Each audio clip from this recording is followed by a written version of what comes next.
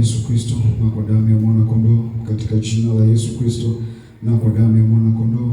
Bwana wa mabwana, tunajiweka mikononi mwako Jehova Ire, Jehova Rafa. Tunapoenda kufanya book review, Mfalme wa Falme, ukatusimamie Bwana, ukatuongoze, ukaachilie kile kitu ambacho Mungu ulikusudia tuweze kukipata Bwana, katika jina la Yesu Kristo na kwa damu ya mwana kondoo tunaomba na kuamini, amen. Siku ya leo tunaingia katika sura ya 4 ambayo imebebwa na kichwa kisemacho ukamilifu wa mtu anayemwabudu Mungu. Amina. Ukamilifu wa mtu anayemwabudu Mungu. Kwa hiyo the first thing ambacho nilikuwa nasoma na nikakipata, cha kwanza kabisa, ukisoma kabisa katika kichwa kinavyosema ukamilifu wa mtu anayemwabudu Mungu, cha kwanza kabisa unajua kabisa kwamba okay, katika hii sura inaongelea ukamilifu wa mtu. Amina. Inaelezea ukamilifu wa mtu ambaye anamwabudu Mungu jinsi alivyo na anavyotakiwa kuwa. Amina.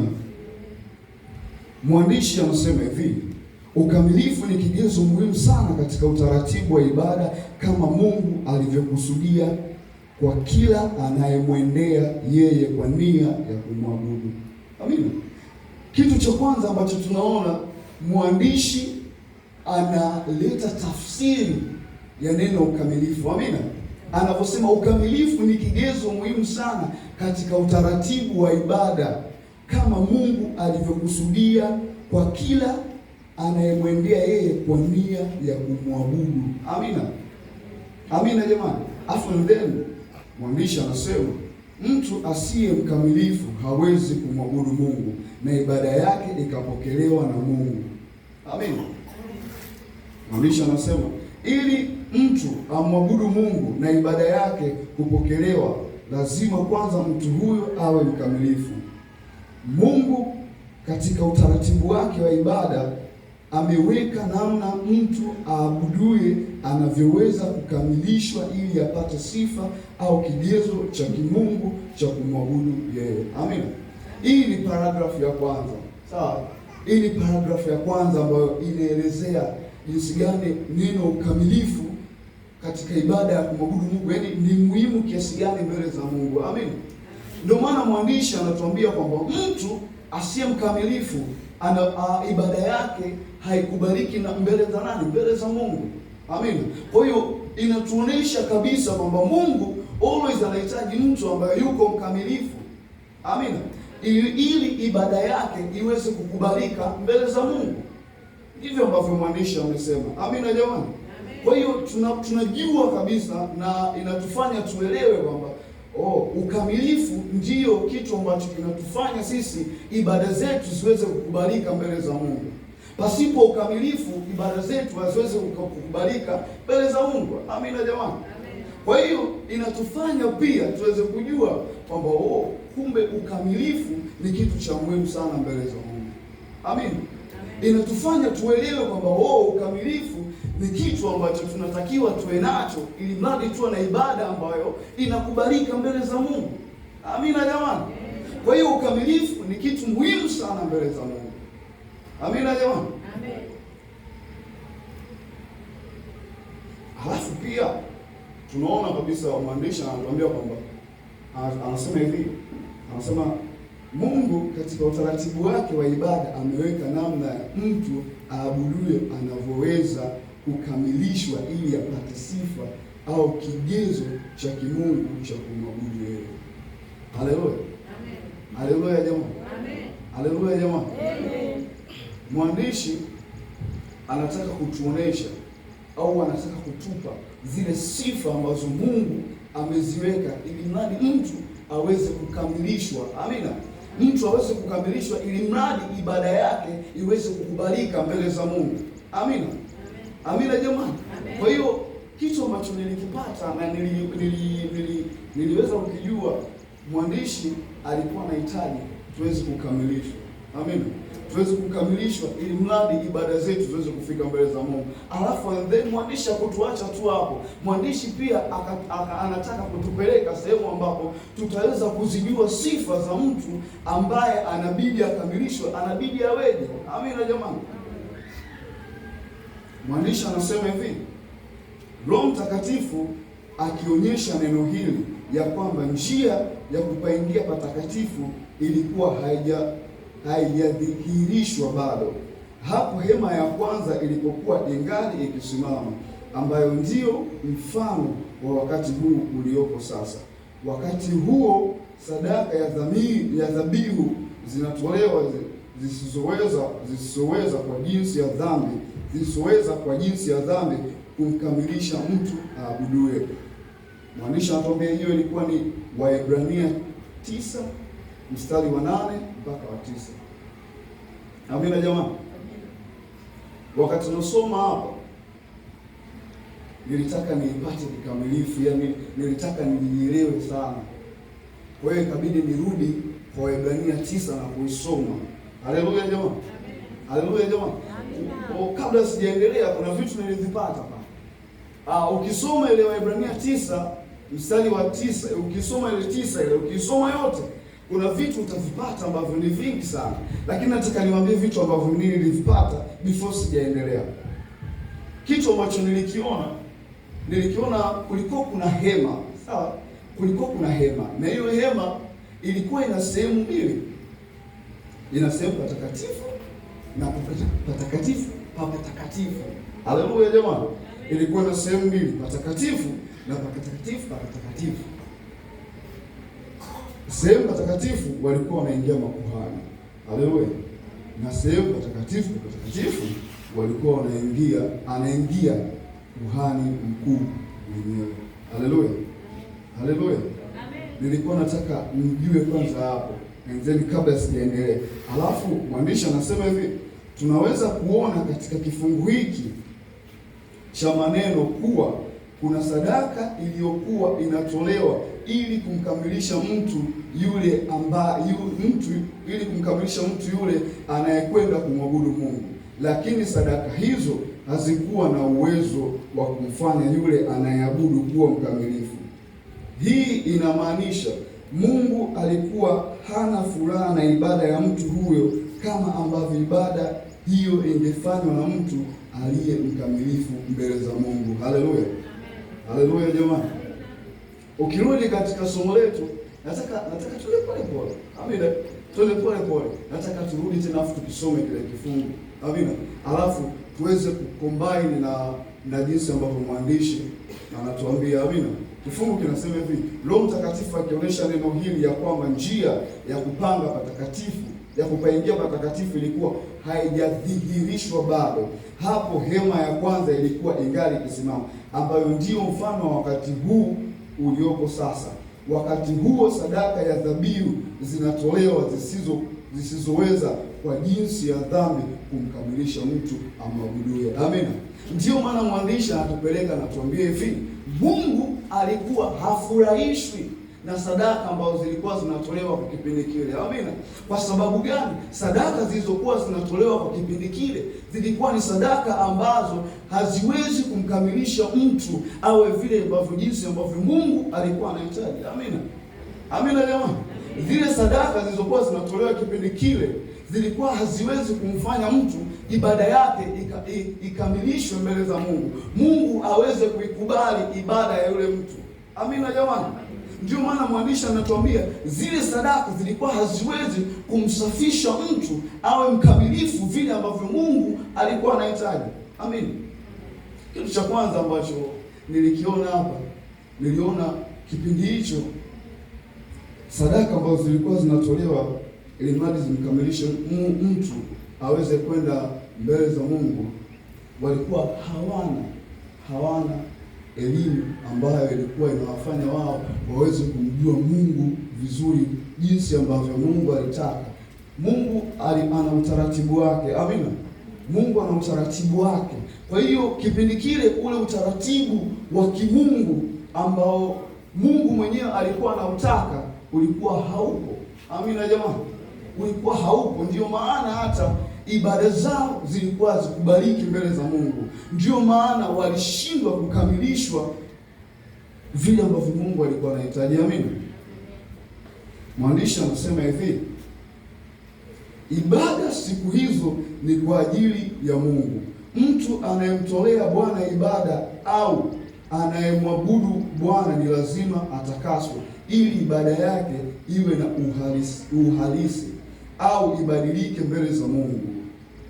Anasema hivi mwandishi, utakaso ni hatua muhimu na ya kwanza kwa mtu yeyote anayemwendea Mungu kwa lengo la kumwabudu. Moja kati ya maneno muhimu yanayotakiwa kutakaswa ni dhamiri ya mtu katika moyo wake. Mwandishi anasema dhamiri ni kitu ambacho Mungu amekiweka katika moyo wa mwanadamu ili mwanadamu aweze kutambua jema na baya na kufanya uchaguzi sahihi. Sasa niendelea lake. Sasa niendelee kidogo. Haleluya. Haleluya. Mwandishi anasema ibada siku zote ni kwa ajili ya Mungu. Haleluya. Mwandishi anatuambia always ibada ni kwa ajili ya nani? Ni kwa ajili ya Mungu. Mwandishi anasema tena, mtu anayemtolea Bwana ibada au anayemwabudu Bwana ni lazima atakaswe, ili ibada yake iwe na uhalisi au ibadilike mbele za Mungu. Mwandishi anaintroduce kitu kingine kwetu. Amina.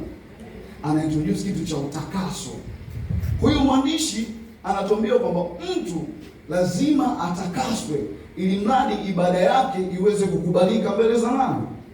Kwa hiyo inatupa sisi kujua kwamba mtu bila utakaso ibada yake haiwezi kukubalika mbele za nani? Kwa hiyo kitu cha kwanza ambacho tunabidi tukifanye, mwandishi anatuambia ni utakaso. Hicho ni kitu muhimu ambacho mwandishi anaintroduce. Tunaenda polepole, anatuintroduce kwamba kuna utakaso. Na utakaso ni kitu ambacho kinatufanya sisi ibada zetu ziweze kukubalika mbele ya nani? Mbele ya Mungu. Amina jamani. Amina jamani. Kwa hiyo inatupa sisi kujua bila utakaso hatuwezi kuwa kamilifu. Bila utakaso ibada zetu haziwezi kukubalika mbele za nani? Mbele za Mungu. Amina. Amina jamani. Kwa hiyo kitu ambacho anatuambia mwandishi kwamba the first thing inabidi tuwe na utakaso. Amina.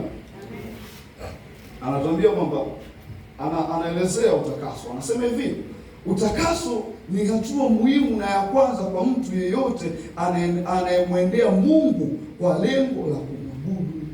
Amina. Anatuambia ni kitu cha kwanza na cha muhimu cha mtu ambaye anamwendea Mungu kwa lengo la kufanyaje? La kumwabudu.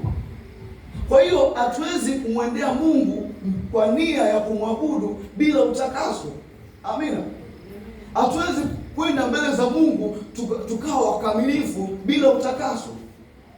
Amina. Kwa hiyo mwandishi anatupa kujua kwamba utakaso ni kitu cha kwanza na cha muhimu ambacho kinatupasa sisi wamwabudu Mungu wakati tunataka kwenda mbele za Mungu na kumwabudu. Ni kitu ambacho cha kwanza tunabidi tukifanye ni utakaso, ili tuweze kukamilishwa na kuwa ibada zetu zikakubalika mbele za nani? Mbele za Mungu. Ni kitu cha kwanza na cha muhimu sana. Amina. Mwandishi anaendelea na kusema hivi, moja kati ya maeneo muhimu yanayotakiwa kutakaswa ni dhamiri ya mtu katika moyo wake. Mwandishi anaintroduce kitu kingine kabisa. Amina. Aliintroduce utakaso. Sasa hivi anatupeleka sehemu ya kwanza. Amina. Ambayo inabidi ishughulikiwe ni dhamiri. Amina. Amina jamani. Ndio maana mwandishi anasema hivi, moja kati ya maeneo muhimu yanayotakiwa kutakaswa ni dhamiri ya mtu katika moyo wake. Na unajua mwandishi anatupeleka kwa aina ambayo ni safi sana, ambayo wakati nasoma nilikuwa nafurahi sana kwa sababu mwandishi anatupeleka step by step, anatuonyesha kwamba na utakaso. Je, ni maeneo gani muhimu ambayo tunabidi tudili nayo katika utakaso? Anatuonesha ndio la kwanza ambao ni dhamiri. Amina. Amina jamani. Alafu mwandishi hakutuacha tu hivyo hivyo, anatuambia nini maana ya dhamiri. Anasema hivi, dhamiri ni kitu ambacho Mungu amekiweka katika moyo wa mwanadamu ili mwanadamu aweze kutambua jema na baya na kufanya uchaguzi sahihi. Amina jamani. Yaani mwandishi alikuwa amefurahisha sana. Yaani nilikuwa na enjoy kusoma kwa sababu anakupeleka yani hatua, anakuelezea, anakuonyesha kwamba okay, hiki ni kitu fulani, hiki ni kitu fulani. Yaani una enjoy. Ndio maana tunaenda pole pole mradi tuweze kufurahi na kuelewa. Sawa? Haleluya. Mwandishi anatuonesha nini maana ya dhamiri. Anatuambia dhamiri ni kitu ambacho Mungu amekiweka katika moyo wa mwanadamu ili mwanadamu aweze kutambua jema na baya na kufanya uchaguzi sahihi. Amen. Kwa hiyo tunapata kujua na tunapata kutambua kwamba okay, kumbe dhamiri sio kitu ambacho kipo tu, bali dhamiri ni kitu ambacho Mungu amekiweka kwenye mioyo yetu. Amen. Ni kitu ambacho Mungu alikitengeneza yeye mwenyewe na akatuwekea katika mioyo yetu. Amina jamani. Pia mwandishi anatuambia kwamba okay, Mungu aliweka dhamiri kwenye mioyo yetu kwa kusudi lipi? Amina jamani. Mwandishi anasema kwa kusudi la kutambua jema na baya. Kwa hiyo dhamiri inatusaidia sisi kujua kitu gani kizuri na kitu gani kibaya. Dhamiri inakupelekea wewe kujua na kutambua jema na lililo baya. Alafu and then machaguzi ni yako. Amina jamani. Ndio maana mwandishi anasema hivi, kutambua jema na baya na kufanya uchaguzi sahihi. Kwa hiyo wakati unaenda kufanya kitu chochote, dhamiri inakwambia kwamba hiki ni kizuri au hiki ni kibaya, alafu maamuzi anakuachia wewe mwenyewe. Amina. Amina jamani. Amina jamani. Ndio maana mwandishi anasema dhamiri ni kitu ambacho Mungu amekiweka katika moyo wa mwanadamu ili mwanadamu aweze kutambua jema na baya na kufanya uchaguzi sahihi. Tunaendelea. Mwandishi anasema hivi, matendo ya dhambi yakifanywa na mtu mara nyingi dhamira yake inakufa. Mtu huyo atazini na hawezi kuona kuwa kuzini ni vibaya. Atakutana na mtu na atatukana mtu na ataona ni kawaida. Ndio maana leo hii tuna watu wengi wanaotukana matusi, wanaoua wenzao, wanaovunja ndoa za watu, lakini Jumapili wamejaa kanisani wakisema wanamwabudu Mungu. Amina. Amina jamani. Kitu ambacho mwandishi anatuletea, anatuonesha jinsi gani dhamira inavyokufa. Amina. Mwandishi anasema kwamba matendo ya dhambi yakifanywa na mtu mara nyingi dhamira yake inakufa. Amina jamani. Dhamira inakufa. Kwa hiyo anapoenda kufanya kitu chochote, dhamira yake ndani yake haina nguvu ya kumwambia kwamba hili ni jema au hili ni baya. Kwa sababu gani? Ndani yake ameshazoea kufanya matendo ambayo ni mafu, ambayo yameifanya dhamira yake imeshakufa kabisa ndani yake. Amina. Amina jamani. Ndio maana mwandishi anatuambia mtu huyo atazini na hawezi kuona kuzini ni vibaya. Kwa sababu gani? Dhamiri ilishamwambia toka mwanzo kwamba hichi kitu ni kibaya, lakini yeye mwenyewe aliamua kuchagua kufanya. Amin. Mwandishi anatuambia kwamba mtu huyu atatukana, lakini hataona kwamba kwake ni vibaya. Kwa sababu gani? Mara ya kwanza akitukana, dhamiri itamwambia kwamba hichi kitu ni kibaya, lakini yeye mwenyewe ataamua kufanya maamuzi yake ya kuendelea kutukana. Jinsi ambavyo anazidi kufanya na jinsi ambavyo anazidi kuendelea kufanya vitu ambavyo ni vibaya, dhamiri inakufa ndani yake. Amin. Kwa hiyo kuna wakati atafanya, lakini ndani yake hatasikia kuhukumiwa kwamba hichi kitu unachokifanya ni kibaya au hivi vitu ambavyo unavifanya ni vibaya. Ndio maana mwandishi anatuambia watu wataona sawa kuharibu ndoa za watu, watu wataona sawa kuiba, watu wataona sawa kuwaua wenzao, na watakuja makanisani, wataabudu vizuri, lakini dhamiri zao zilishafanyaje? Zilishakufa, kwa sababu yale matendo yote ambayo yalikuwa ni mabaya kwao yamekuwa ni sawa. Amina, amina, amina jamani.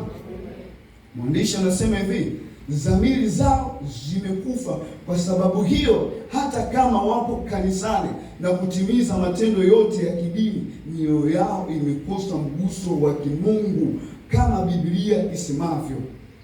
Mathayo 15 mstari wa 8 mpaka wa 9. Watu hawa huniheshimu kwa midomo, ila mioyo yao iko mbali nami, nao wananiabudu bure.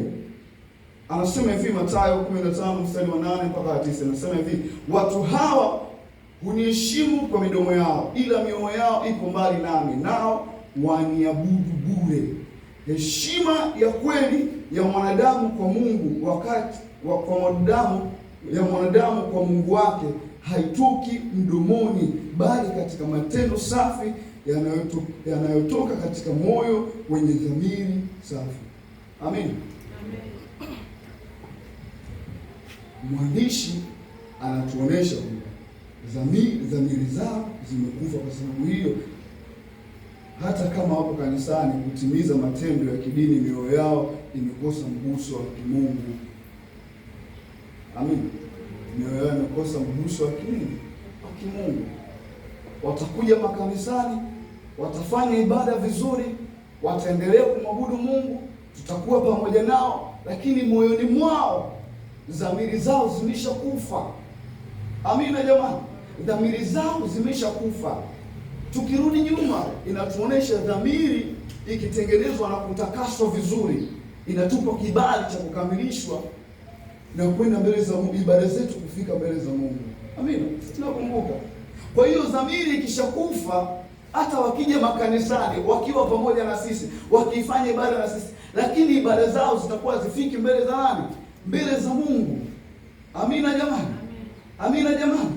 Ndio maana mwandishi anasema hivi kwamba anasema kwamba katika ile Mathayo, watu hawa huniheshimu kwa midomo, ila mioyo yao iko mbali nami, nao waniabudu bure. Haleluya. Mioyo yao imeshajitenga na Mungu, mioyo yao iko mbali na Mungu. Haleluya jamani. Kwa nini iko mbali na Mungu? Kwa sababu dhamiri imeshakufa, dhamiri zao zimeshakufa. Ndio maana ukisoma kule chini anasema mwandishi anasema hivi, Mungu anasema hivi, safi iliyo katika moyo wa dhamiri iliyo safi. Mungu anasema hivi, heshima ya kweli ya mwanadamu kwa Mungu wake haitoki mdomoni, bali katika matendo safi yanayotoka katika moyo wenye dhamiri safi. Haleluya. Sasa dhamiri ikishakufa haiwezi kuwa safi tena, na hapo haiwezi ikatoa ile ibada ambayo Mungu alikusudia. Haleluya jamani, haleluya jamani. Kwa hiyo Mungu alikusudia ibada ambayo ina ukamilifu ndani yake, lakini dhamiri ikishakufa ndani yako, ile ibada haiwezi kufika mbele za Mungu. Kwa hiyo ndio maana anasema wananifanyia ibada bure. Haleluya jamani, haleluya jamani. Kwa hiyo hicho kitu kinakosa, unakuwa tunamkosea Mungu heshima. Ndio maana anasema katika Mathayo, watu hawa huniheshimu kwa midomo, ila mioyo yao iko mbali. Haleluya.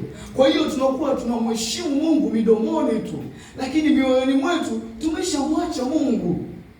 Kwa sababu gani? Dhamiri ilishakufa, kwa hiyo ikatutenga mbali na Mungu. Amina jamani, amina jamani. Dhamiri ikishakufa inakupeleka mbali na Mungu. Moyo wako unakuwa haushikamani tena na nani? Na Mungu. Kwa sababu kushikamana na Mungu inataka uwe mkamilifu, na ukamilifu inabidi dhamiri iliyo safi tayari. Amina jamani. Dhamiri ambayo imeshakuwa safi ndio dhamiri ambayo ina uwezo wa kushikamana na Mungu, na ibada yako ikakamilishwa mbele za Mungu. Amina.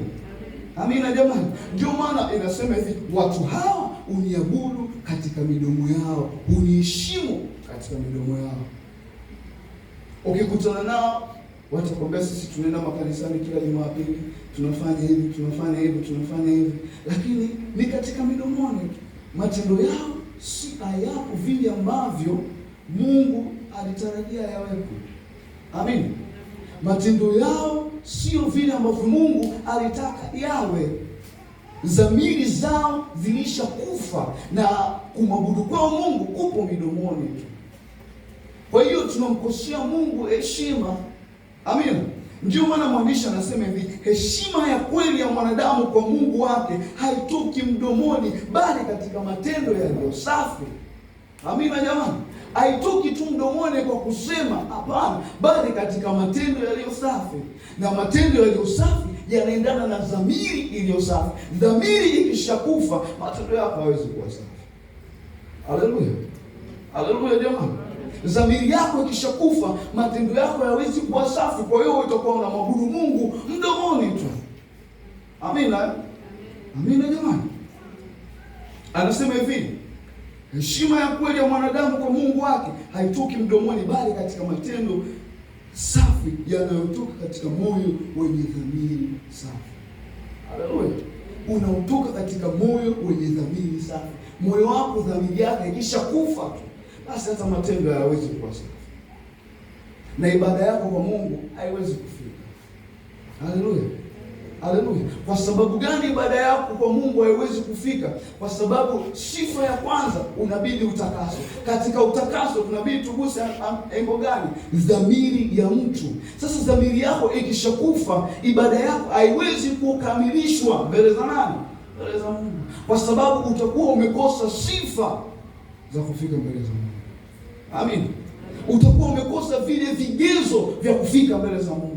Kwa sababu gani? Dhamiri yako ilishakufa. Haleluya. Haleluya. Mwandishi anasema hivi, kwa sababu hiyo inamlazimu Mungu kutafuta sadaka yenye uwezo wa kumkamilisha mtu yeyote anayekwenda kwake kwa ajili ya kumwabudu. Anasema hivi, ndio maana Biblia inasema, kwa maana ikawa damu ya mbuzi na mafahali na majivu ya ndama ya ng'ombe yalivyonyunyiziwa wenye uchafu utakasa hata kuusafisha mwili, basi si zaidi ya damu yake Kristo, ambaye kwamba kwa Roho wa milele alijitoa nafsi yake kwa Mungu kuwa sadaka isiyo na mawaa, itawasafisha dhamiri zenu na matendo mafu, mpate kumwabudu Mungu aliye hai. Waebrania 9:13-14. Haleluya. Nataka tukielezee kiparagrafu and then tutaendelea wiki ijayo. Anasema hivi mwandishi, kwa sababu hiyo ilimlazimu Mungu kutafuta sadaka yenye uwezo wa mtu yeyote yenye uwezo wa kumkamilisha mtu yeyote anayekwenda kwake kwa ajili ya kumwabudu. Amen. Amen. Kwa hiyo ilinipa kujua na ilinipa kutambua. Akasema okay, Mungu aliona ni jinsi gani tunashindwa kumfikia na ibada zetu zinashindwa kumfikia kutokana na nini? Ule ukamilisho haupo ndani yetu. Amen. Kwa hiyo Mungu mwenyewe akaamua kutafuta sadaka ambayo itatufanya sisi tuweze kumfikia nani? Kumfikia Mungu. Ambayo sadaka itakayotukamilisha sisi ili tuwe na kibali cha kumfikia nani? Cha kumfikia Mungu. Ndio maana mwandishi anasema, kwa maana ikiwa damu ya mbuzi na mafahali na majivu ya ndama ya ng'ombe walivyonyunyiziwa wenye uchafu utakasa hata kusafisha mwili. Amen.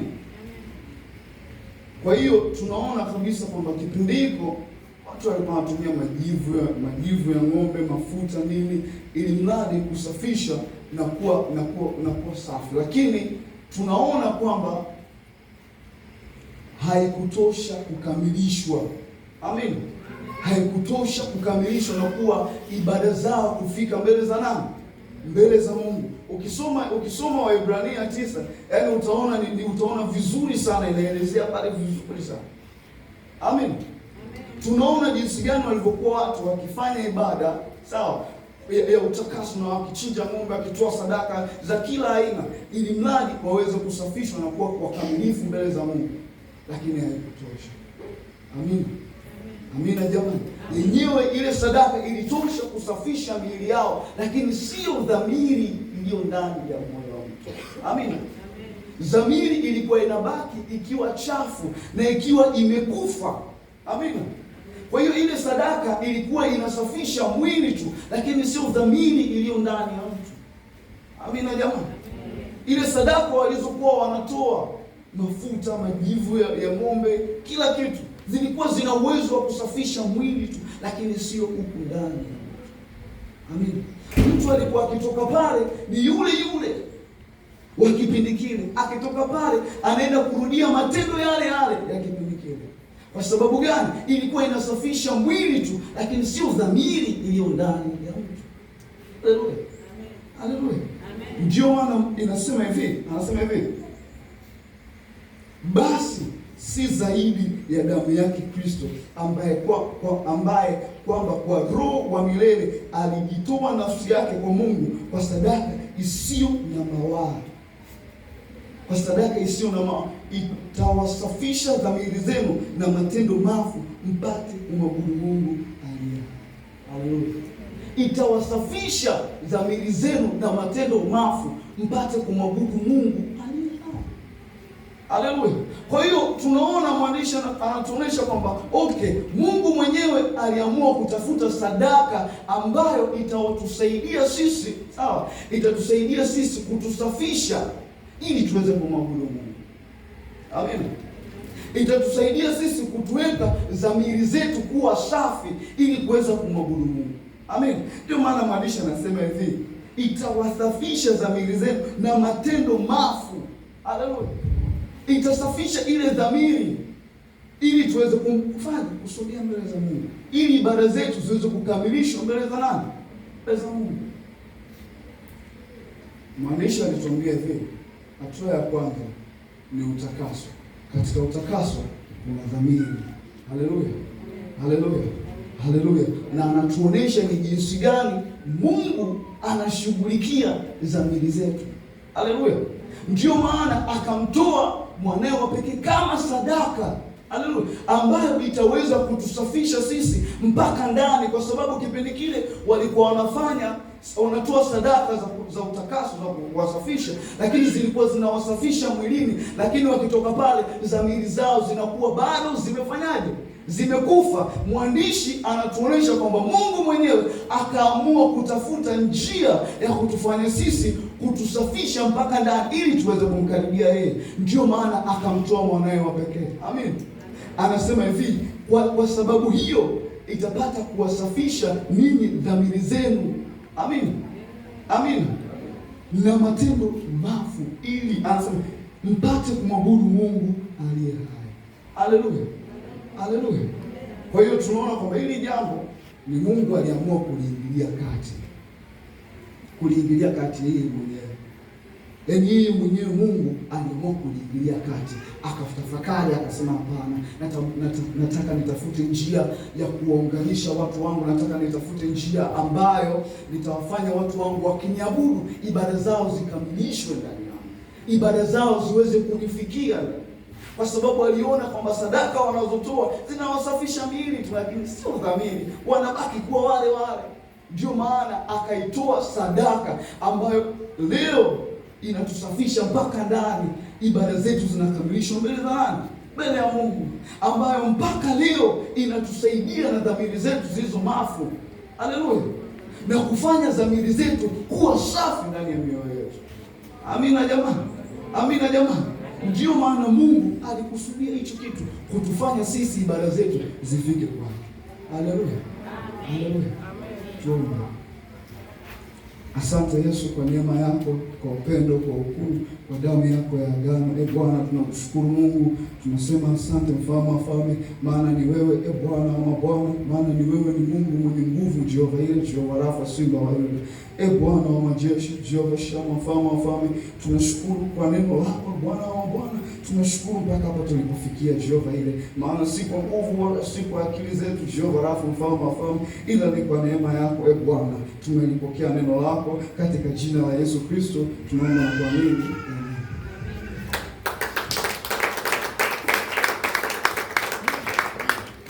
Haya makofi hayatoshi. Hebu ongeza mengine tena. Amen. Well done Tony. Mungu akubariki sana. Na naamini nimeelewa vizuri. Limekuja vizuri kabisa. Nisisitize kitu kidogo. Dhamiri. Dhamiri ni tofauti na dhamira. Dhamira ni makusudi. Dhamiri ni kitu ambacho Mungu kama kichipu hivi ametuwekea huko rohoni huko. Chenyewe kazi yake ni kukwambia tu hiki kibaya. Hiki kibaya usifanye. Hiki kizuri fanya. Umeona? Na ugomvi wa shetani ni hako kadhamiri hako ambako ndio ikikwambia hiki kibaya usifanye, wewe ukifanya yale yanaitwa matendo mafu, yanakwenda yanaua ile dhamiri. Kwa hiyo unakuwa sio muoga tena, utaua na utaona sawa. Kwa hiyo kama kuna kitu cha kumwombea mtoto wako, mke wako, mume wako, mchungaji wako, muumini wako, ni dhamiri isife. Kwa sababu unaweza kusema kila napokwenda mume wangu niende naye, utaweza. Kila napokwenda mtoto wangu niende naye, utaweza. Swala la dhamiri. Yuko kule bila wewe, lakini anasema kwamba hapa namkosea Mungu. Hicho ndicho Mungu mwenyewe aliona utaratibu. Kwa sababu huwezi kutembea na mume wako kila anapokwenda, haiwezekani. Wala huwezi kwenda na mtoto wako sasa mtoto wangu sijui yuko na nani zuri, utakufa na mapresha bure. Wewe mwambie Mungu ile dhamiri isife. Anachofanya ashtakiwe moyoni kwamba sicho, atakuogopa wewe. Dhamiri kazi yake ni kutufanya tumuogope Mungu, sio wanadamu. Kama dhamiri ikifa, mtu amuogope Mungu. Mtu asipomwogopa Mungu atakuogopa wewe, mke wake au mume wake? Hakuna. Ndio maana unaona tunafanyiana matendo ya unyama na ukatili yasiyokuwa na adabu na nini, kwa sababu dhamiri zimekufa. Again, well done Tony, Mungu akubariki. Basi tuendelee na ibada yetu. Karibuni sana waimbaji, Mungu awabariki sana.